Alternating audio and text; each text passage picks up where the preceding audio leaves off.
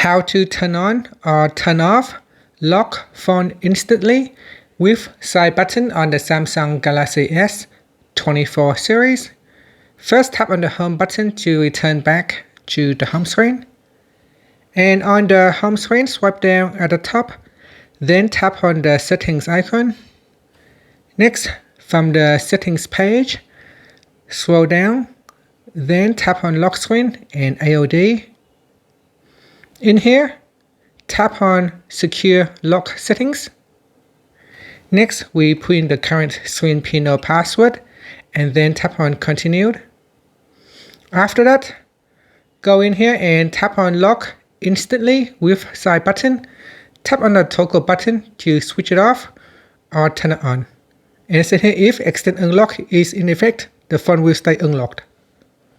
Finally, you can tap on the home button to go back to the home screen. Thank you for watching this video. Please like and subscribe to my channel for more videos.